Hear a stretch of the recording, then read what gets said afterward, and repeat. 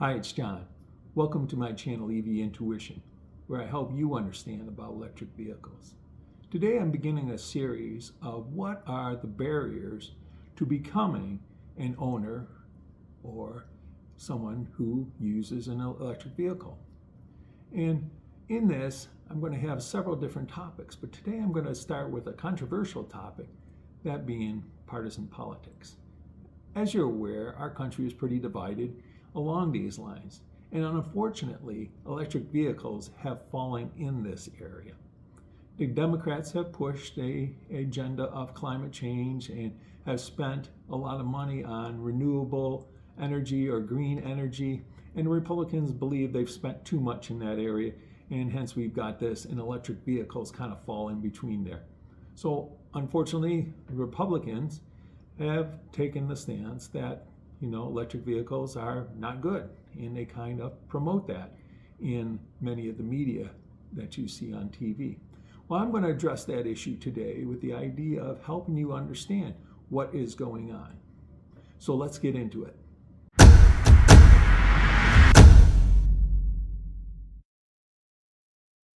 Before we begin today, I'll ask you, if you like the content you see here, please subscribe to my channel and give me a like. Feel free to give me any comments that you have. Today I'm talking about one of the barriers to EV ownership, and that is partisan politics. And what I mean by that is that I know that electric vehicles have become this political football between Democrats and Republicans. I've noticed it on media. Now, as a Republican conservative person in general myself, I see it a lot in news media because conservative or Republican type media tends to bash electric vehicles, or they tend to stress the problems associated with electric vehicles without giving the other side.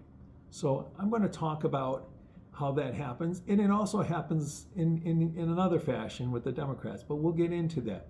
I came across this site called evpolitics.org, and it did this survey of the country, and I think it confirms what we already know. So if you look at some of the studies or the data they collected in their survey when asking Democrats and Republicans about their interest in EV, you can see from this that the Democrats are more open to electric vehicles than Republicans in general by an amount of 74 to 56%. So that's one way that just kind of confirms what we know. Another survey they did was one related to the opinion of electric-only car brands. There have been several new companies that produce only electric cars, that being Tesla, Rivian, and Polestar is yet another one. And once again, you can see that the favorability of those brands are higher with Democrats than Republicans. So that kind of confirms what we kind of already know. And now on other topics, sometimes there's particular figures that become political in nature. And one great example of that is Elon Musk, the CEO of Tesla. And unfortunately for Democrats, he has taken a more conservative view of things, and hence many Democrats do not like his politics. And so there was a survey on, is Elon Musk a good ambassador for electric vehicles? And notice how things switched here, that now the Republicans agree that he's a good ambassador for electric vehicles, where the Democrats do not. So that's the type of environment that we're in today, and that's what we have to deal with. So we have to know that media today is somewhat biased, and you got to be careful about that, depending if they're a conservative leaning or liberal leaning media. So one of the greatest examples of this that I want to point out to you is the Chicago Tesla supercharger freeze up that occurred in January of this past year. Now, if you're aware of it, here's some of the headlines that came out. And basically, there were a bunch of Teslas at a Tesla supercharger, and they were having trouble charging their vehicles, and many of them sat there waiting for a charger to open up and lost power in the meantime. And so it became a kind of a nightmare scenario, or certainly a bad experience for those involved. And the media jumped all over this particular article or event. And I think my understanding of the reason is it hit the two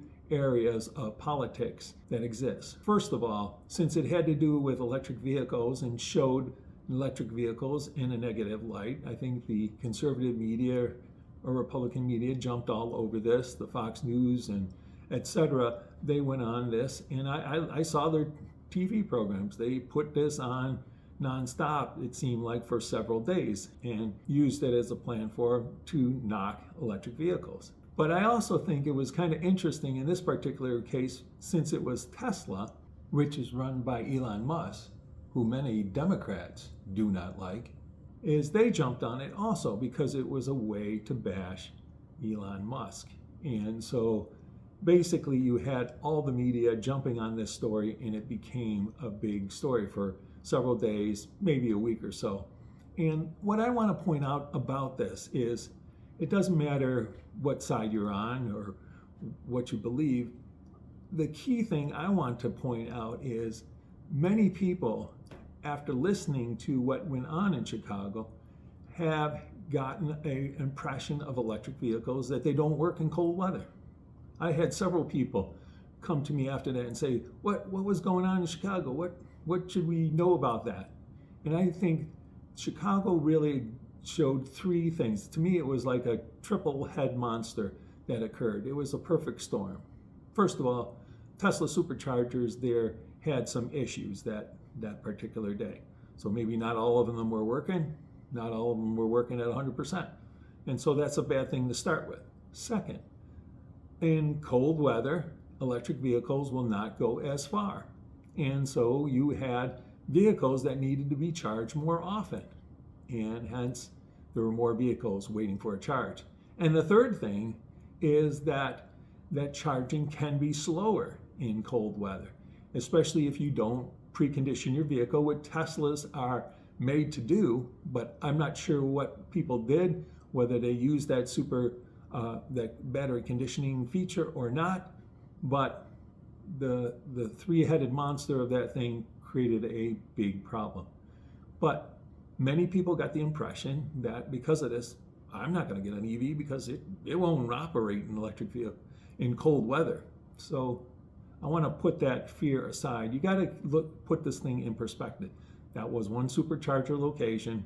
Okay, many other supercharger locations were working well. Not saying all of them, but many were working well. And besides that, not everybody's at a supercharger charging.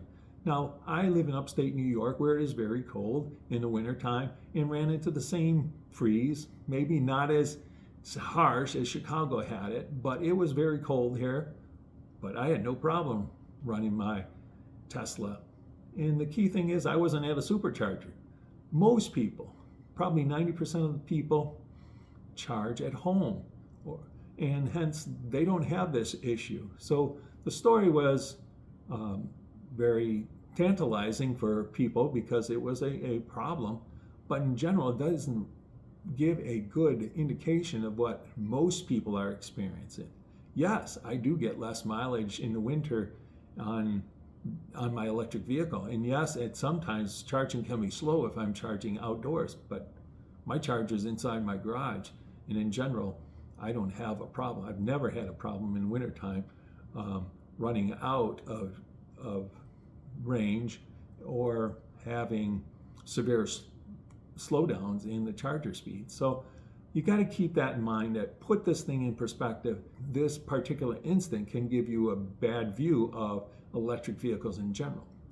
Now, another way that I want to point this out as to what people were coming away from this story was that, well, electric vehicles don't work in cold weather, so I'm never going to consider an electric vehicle. I live in a cold weather climate. Is take a look at the top selling electric vehicle countries by per capita in 2023. Now notice this, that all of them are in cold weather countries, Norwegian countries, countries that have a lot of freezing cold weather. And notice that's where EVs are growing very strongly in those countries. And why is that? Because they manage EVs very well. Most likely they're charging most of their vehicles at home, and probably publicly they have sufficient chargers for people to go to. In Chicago, yeah, chargers were filling up in the wintertime because everybody needed a charge.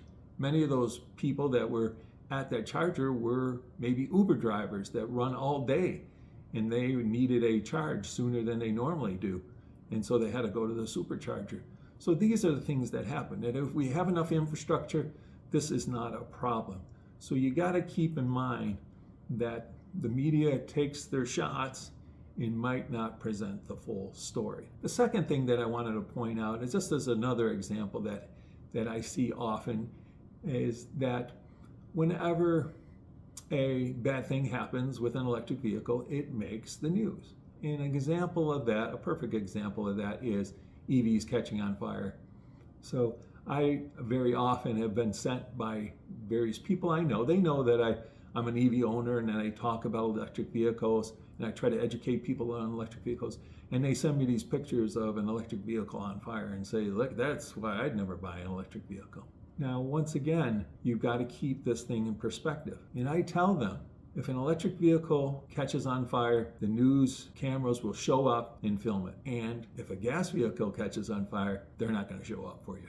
It's not going to make the news. So you've got to put that thing in perspective. And you've got to look at what is the real story on EVs, in this case, in fires. And I pulled up some data around this, and that you can see that for battery electric vehicles, full EVs, they do not catch fire as often as gas vehicles. So keep that in mind. That's the real data that you should be concerned about. They're less likely to catch on fire. Now notice in this survey, hybrid vehicles, which is a combination of gas and electric, have the chance to catch on fire more often than gas only and electric only vehicles. So keep that in perspective when you're looking at electric vehicles or hybrid electric vehicles. What I'm really trying to get to in talking about this partisan politics is I don't care if you're a Republican and you don't want to buy an electric vehicle because you don't like what this green energy push that Democrats are doing. That's your choice. I mean, that's your freedom to do that. And even if you're a Democrat and hate Elon Musk, and I've known some people that would never buy a Tesla because it's owned by Elon Musk, or its CEO is Elon Musk. So, but that's your perspective, and that's your prerogative. You can choose not to do that. But what I'm trying to tell most people who look at the product only instead of the politics, to make sure you look at the overall and the objective data. And that's what my channel is all about. My channel is meant to give you the pros and the cons, the good and the bad electric vehicles. Because I'll tell you, I think electric vehicles will work fine, and people will be happy buying an electric vehicle and owning an electric vehicle, but not everyone. I don't think electric vehicles are for everyone today. There are some issues with it that make it not the ideal vehicle, and you won't have the best car driving experience. But for many, you're going to have a great experience with electric vehicles. So that's what we're all about here at this EV Intuition channel, and I hope that by watching some of my other vehicle videos, you'll see the pros and the cons, and you can make the decision for yourself, an objective decision on whether an EV fits your lifestyle or not. So thanks for watching today. I hope this was informative to you, and please check out my videos that I've done in the past, and in the future I'm going to talk a little more about the barriers to electric vehicle ownership. Thanks for watching. We'll catch you next time.